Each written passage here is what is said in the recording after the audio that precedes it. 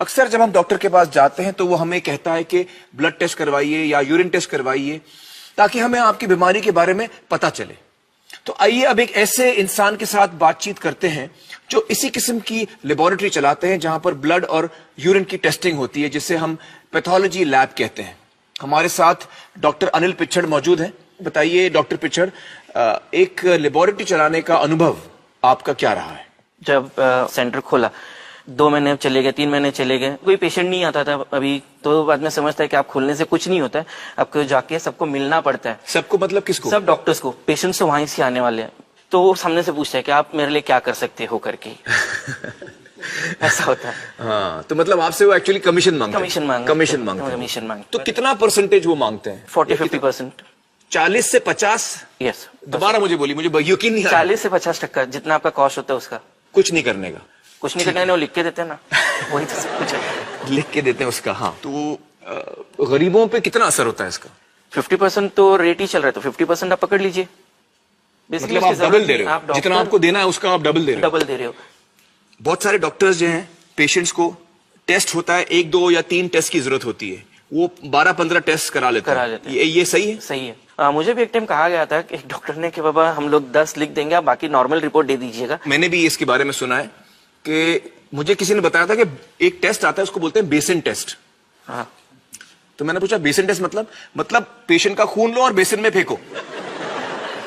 Patient का खून लो और बेसिन में फेंको, सारे जो रिजल्ट है नॉर्मल दे दो, क्योंकि मुझे पता है कि मेरे पेशेंट में कोई तकलीफ नहीं, मैं खामों का ऐसे ही भेज रहा हूँ। Am I right about this? Certainly। आपकी फिर प्रैक्टिस अच्छी हो गई जब आपने? हाँ, काफी अच्छे हो गए थे, काफी फ्रेंड्स हो गए थे। हाँ, सब कुछ फ्रेंड्स होते हैं, सब डॉक्टर्स आपके फ्रेंड्स हो गए थे। हाँ। फिर उसके बाद ऐसा हुआ कि मेरे पर्सनल ट्रेजेडी एक हुआ। अच्छा। एंड बचपन से हमें सिखाया जाता है कि आप पाप करोगे तो आपको पाप मिलेगा, जो यही करना है सब कुछ। तो फिर एक दिन निश्चय किया कि नहीं, अभी ये सब बंद करना है, जो होगा वो भगवान देखेगा।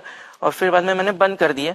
तो ग्रेजुअली फिर मेरे दोस्त कम हो गए, रेफरल्स कम नहीं, बंद ही हो गए। तो पहले जो मेरे पेशेंट्स रिपोर्ट लेके जाते थे सब एक्सेप्ट होते थे, आज मेरा लैब का जो रिपोर्ट रहता है वो देख के कचरे के डिब्बे में फेंका जाता है। तो वैसे होता था। फिर बाद में पेशेंट्स आके काफी झगड़ा भी करते थे। हम लोग उसको यही समझाते थे कि मेरी मशीनरी वही है, मेरे रिएजेंट्स वही है, मेरे टेक्नीशियंस वही है, मेरे पैथोलॉजिस्ट वही है, नथिंग हैज चेंज। सिर्फ एक ही चीज बदली है कि जो मैं पहले 100-150 रुपए लेता था, तो मैंने आज 50 रुपए में मैं सीबीसी करता हूँ, क्योंकि आपको किसी को देना नहीं है, कमीशन देना नहीं है, तो वो डायरेक्ट फायदा पेशेंट्स को जा रहा है। पेशेंट को जा रहा है। बाद में माउथ टू माउथ पब्लिसिटी हो जाती है। मैंने काफी बोर्ड भी बाहर डिस्प्ले किया है। कोई लैब डिस्प्ले नहीं करता अपने रेट्स बेसिकली। आपने ये भी बोला बोर्ड पे कि मैं कट नहीं देता हूँ? मैंने मेरे रिसेप्शन के वहाँ लिखा है, मैंने पैम्पलेट्स के वहाँ, कि हमारे यहाँ किसी को कमीशन नहीं दिया जाता है करके। वाह, क्या भी क्लियरली।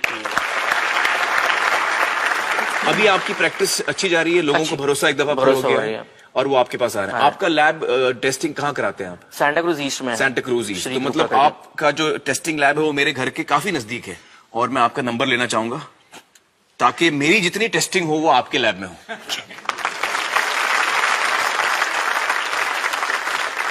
दोस्तों, हमारे सामने ये बात आई है कि कट प्रैक्टिसेस यानी कमीशन का लेना और देना न सिर्फ टेस्टिंग और लेबोरेटरीज के साथ कई बार होता है, बल्कि एक डॉक्टर जब दूसरे डॉक्टर के पास मरीज को भेजता है, रेफर करता है, तब भी बहुत सारे डॉक्टर्स कमीशन या कट्स लेते हैं।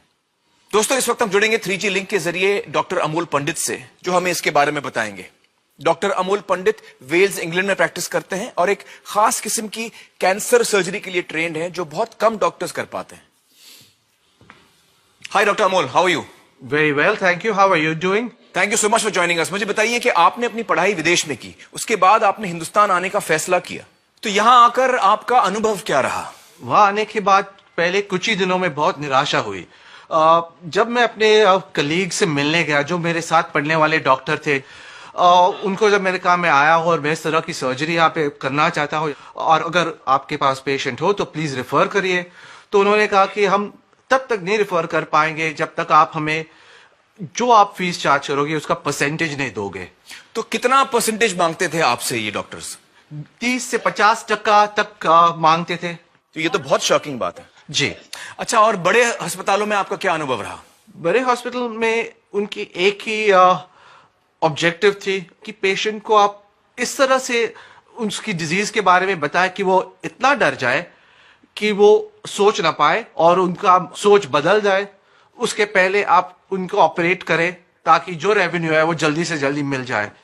तो आपने ये बड़े अस्पतालों की डिमांड्स पूरी की और जो डॉक्टर्स आपसे कट मांग रहे थे उनको आपने परसेंटेज दिया? नहीं दिया, इसलिए तो वापस आना पड़ा। आप वापस चले गए और हिंदुस्तान में एक अच्छा डॉक्टर कम हो गया। चलिए, बहुत बहुत शुक्रिया डॉक्टर अमोल हमसे बातचीत करने का। Thank you so much. Thank you very much, बहुत शुक्रिया। दोस्तों, बहुत सारे लोगों के लिए एक ऑपरेशन करवाना उनकी जिंदगी भर की बचत खत्म कर सकता है।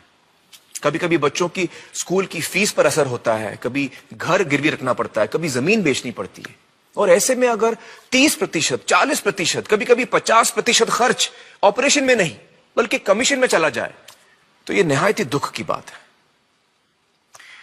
और सोचिए आपके क्या जज्बात होंगे अगर ऐसा ऑपरेशन कराने के बाद आपको यह पता चले कि आपको इस ऑपरेशन की जरूरत ही नहीं थी।